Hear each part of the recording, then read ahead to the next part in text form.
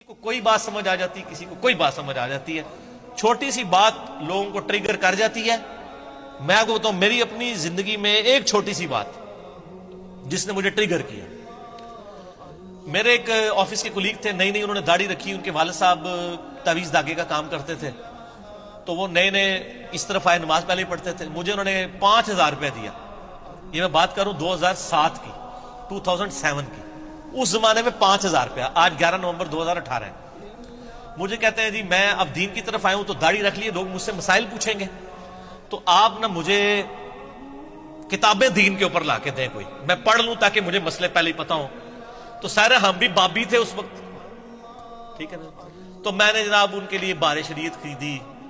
اچھا جی، اس طریقے سے ملفوظات اعلیٰ حضرت، احکام شریعت، قرآن بھی اس نے ان کو خرید کے دیا، کیونکہ یہ تو ظاہر ڈائریکٹ پڑھنے سے انسان گمراہ ہو جاتا ہے نا، سمجھا کرو نا، تو یہی کہہ رہے ہوتے ہیں نا، ہم بھی یہی کہتے تھے۔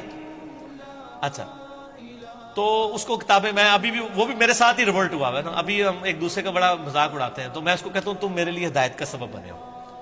ہوا یہ کہ اس ملفوظات اعلیٰ حضرت میں وہ عبارت آتی ہے نا کہ نبیوں کی بیویاں قبروں میں پیش کی جاتی ہیں، ان کے ساتھ شباشی کرتے ہیں، نعوذ باللہ۔ یہ عبارت نا اس نے کہیں پڑھی، تو بیچارہ دنیا دار بندہ تھا، اس نے انڈر لائن کر لی۔ اگلے دن آفس میں آ کے مجھے کہتا ہے یار یہ منو کیڑی کتاب تو لے کے دیتی ہے اللہ کے بندے، دیکھ دس کے لکھے ہے؟ میں نے کہا کیا لکھا ہے؟ کہنا نہیں پہلے مجھے بتاؤ، اگر کوئی کہے کہ نبیوں کی بیویوں کو قبروں میں پیش کیا جاتا ہے ان کے ساتھ شباش، میں نے کہا استغفر اللہ، اتنی گستاخانہ بات لکھی ہوئی ہے؟ تو اس نے نا کہا یہ آپ کے اعلیٰ حضرت نے لکھی ہوئی ہے ملفوظات میں۔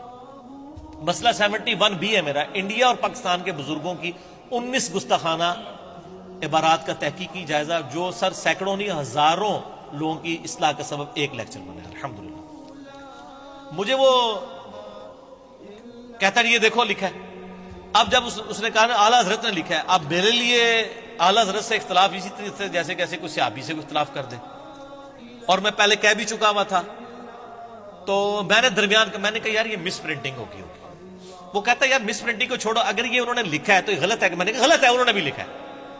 بس سر یہ ایک قبولیت کا لمحہ تھا، اللہ نے میری بات سن لی کہ میں غلط کو غلط کہنے کی جرت رکھتا ہوں۔ جب پہلی دفعہ میرے سامنے آیا، میں کتنے دن پریشان رہا کہ یار اتنے بڑے بڑے بزرگ بھی غلطیاں کرتے ہیں، تو میں نے پھر تحقیق شروع کی۔ اسی دوران میں نے قرآن حکیم کا ترجمہ جو ہے نا پری ڈیٹرمنٹ ریزلٹس کے بغیر پڑھنا شروع کیا، آہستہ آہستہ آہستہ آہستہ چیزیں سمجھ آنا شروع کی، اور آج آپ دیکھ رہے ہیں کہ پوری دنیا میں انجینئر ہو رہی ہے۔ اس لیے نہیں کہ میری کو تعریف کر رہے ہیں، اس لیے وہ کہتے ہیں یار ایک ایڈی شے آ گئی ہے، وہ جو انجینئر کا فطرہ اٹھا ہے نا وہ اہل حدیث تو ہم سے زیادہ پریشان ہے۔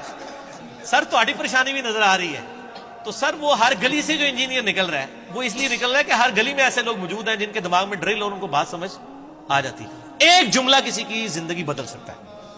آپ دیکھیں نا، اوس اور خزرج کی جب لڑائیاں ہوتی تھی یہودیوں کے ساتھ، یہ جنگجو لوگ تھے، ہمیشہ جیت جاتے تھے، تو یہودی کہتے تھے بچو جی اونٹتے تسی جیت جاندے ہو، جب آخری نبی آئیں گے نا ہم ان کے ساتھ ملیں گے، پوری دنیا کو فتح ہم کریں گے، تو پھر ہمارا مقابلہ تم نہیں کر سکو گے۔ یہ یہودی ان کو تڑی لگاتے تھے۔ قرآن میں بھی اشارتاً ذکر ہے کہ اس نبی کے آنے سے پہلے سورۃ البقرہ میں تم اس نبی کے وسیلے سے اللہ کی طرف دعائیں کیا کرتے تھے، اس حوالے سے کہ اللہ اس نبی کو جلدی جلدی بھیج، اور آج جب وہ نبی آ گیا تو تم پہلے منکر ہو گئے یہودیوں۔ اچھا، اب جب اوس اور خزرج حج کرنے کے لیے گئے نا مکہ اور مکہ شریف، مدینہ شریف سے، وہاں ان کو پتہ چلا کہ ایک پیغمبر ہونے کا دعویٰ کر رہا ہے شخص محمد ابن عبداللہ، اور نبی علیہ السلام بھی مشرکین عرب کے خیموں میں جا جا کے ان کو اللہ کی بات کرتے تھے۔ حج کے موقع کے اوپر چونکہ پورے عرب سے لوگ آتے تھے، حضور کہتے تھے چلو یار انہوں نے میری بات نہیں سنی، یہی سن لیں۔ جس طرح ہم کہتے ہیں چلو یار جہلم کے لوگوں نے سنی، آپ یوٹیوب پہ ویڈیو بنا کے ڈال دیں، تو پوری دنیا نے سن لی، اب جہلم والوں نے بھی دیکھا دیکھی سننی شروع کر دی۔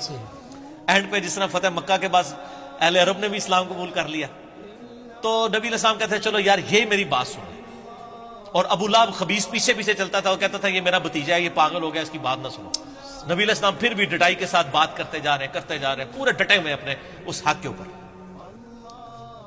تو وہاں پہ اوس اور خزرج نے جب سنا نا، انہوں نے کہا یار یہ تو لگتا ہے وہی نبی ہیں جن کے بارے میں یہودی ہمیں تڑی لگاتے تھے کہ ہم اس کے اوپر ایمان لائیں گے اور ہم پوری دنیا پہ قبضہ کر لیں گے۔ تو انہوں نے کہا پہلے اس سے کہ یہودی ان پر ایمان لائیں، ہم کیوں نہ مسلمان ہو جائیں۔ وہ ہدایت جو ڈائریکٹلی یہودیوں کی کتابوں میں تھی، وہ انڈائریکٹلی اوس اور خزرج کے لیے اسلام قبول کرنے کا سبب بن گئی، اور یہودی مر گئے۔ ہائے ہائے ہائے، قرآن کی تفسیر لکھنے والے ایاک نعبد و ایاک نستعین بابوں کو پکارتے مر گئے، ان کا ترجمہ پڑھ کے لوگوں نے اللہ کو پکارنا شروع کر دیا۔ یہ قسمت کی بات ہے سر۔ اوس اور خزرج نے اسلام قبول کیا، اور سر رومن اور پرشین امپائر پھر ان لوگوں نے گرائی ہے۔ اوس کے سردار تھے سیدنا سعد ابن معاذ، سعد ابن معاذ، جن کے بارے میں بخاری میں حدیث ہے اللہ کا عرش بھی ہل گیا ان کی وفات پہ۔ غزوہ خندق پہ ان کو تیر لگا تھا نا، عمر سیریز میں سر انہوں نے وہ منظر فلمایا ہے، تو وہ رگ جاری ہو گئی تھی ان کی، تو اسی پہ ان کی شہادت ہوگی۔ اور سعد ابن عبادہ وہ خزرج کے سردار تھے، جو 155 اصحاب صفا کا کھانا ان کے گھر سے روزانہ جاتا تھا، ٹھیک ہے۔ حضرت ابو دردہ، حضرت ابو ہریرہ، ان لوگوں کی فائنینشل سپورٹ کرنے والے حضرت سعد ابن عبادہ تھے رضی اللہ تعالیٰ۔